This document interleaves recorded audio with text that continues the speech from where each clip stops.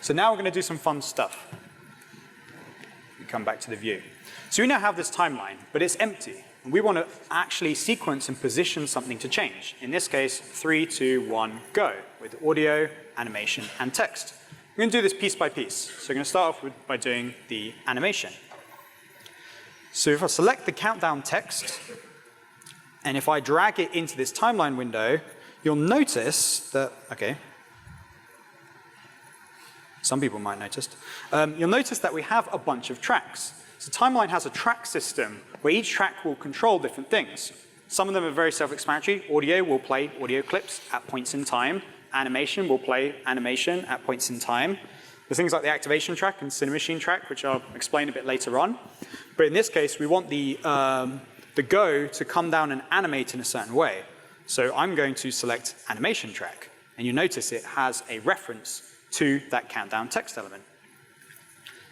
Now that I have this here, I can actually scrub through. So if you used Unity's animation window, where you can scrub through the animation and preview it back, it's pretty much exactly the same thing. And just as a note, you can also double-click the animation track and open it into the animation window and sort of modify things, then go back to timeline to manipulate them.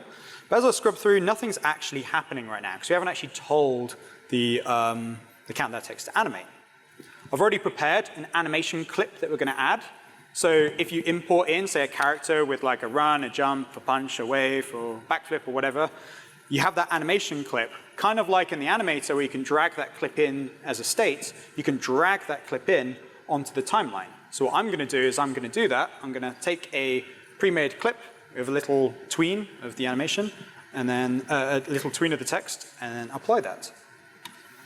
So I'm going to right-click this animation track and go down and select Add from Animation Clip. Then here, I have a whole bunch of different animation clips that are in my project. It's quite simple and straightforward. Yours might have significantly more if you're working on a bigger game.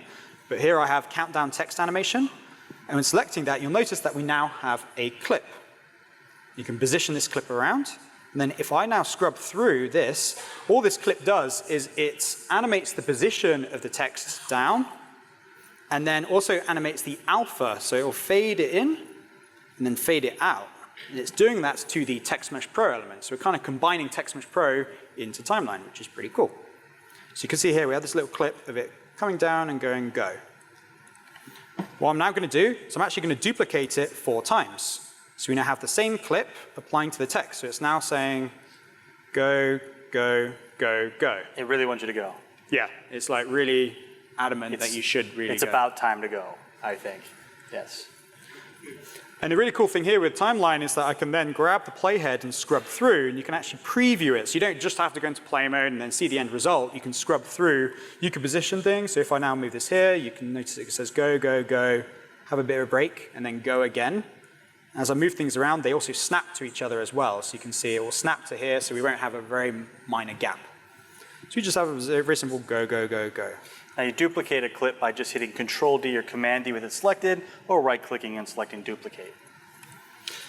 Another thing I want to add is an audio track. So rather than it's just a silent animation, we want it to go, right, this is where my, so we're going to go, it's going to do 3 low beeps, so boop, boop, boop, and then it's going to do a high beep, like beep, so you go 3, 2, 1, go. I like that. When he does the high beep.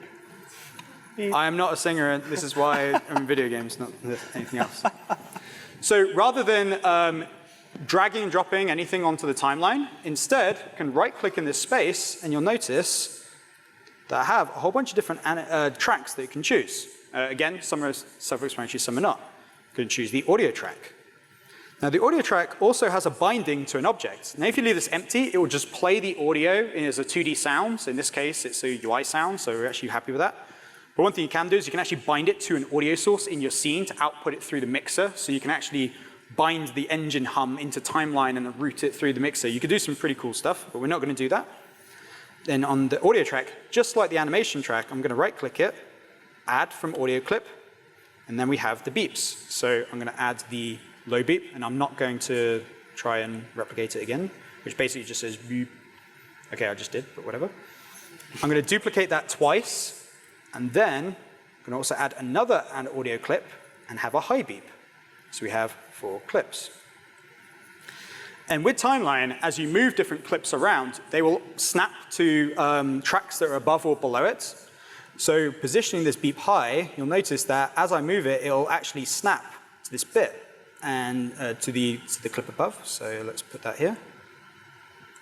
And like so. Now, the audio track doesn't actually play back in the editor, unfortunately. So you do have to go into play mode to try it, and the devs know about this and stuff. So you will have to go into play mode to preview the audio. So if I now go into play mode, pardon? It's muted. I muted the audio. Just unmuted. No. Oh, okay then. So I now click play.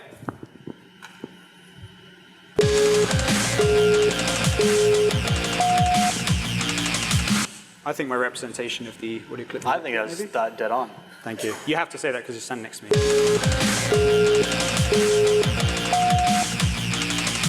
And if I'm outside of maximize on play and click play, you can actually see the timeline scrubbing through at the points.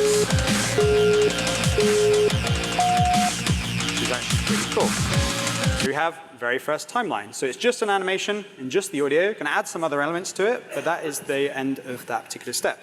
So all I did was drag and drop the countdown text onto the timeline, which gives us this window, selected animation track, then right-clicked inside the animation track and added that countdown text animation. Duplicated it 4 times because we want the 3, 2, 1, go so you have the same animation. And then for the audio, right-clicked inside the timeline window, created an audio track. Then on that track, did the same thing as the animation clip and added from audio clip beep low, duplicated it twice, and then a beep high. The steps, it sounds more complicated than it is, but the steps are actually quite simple. Like so.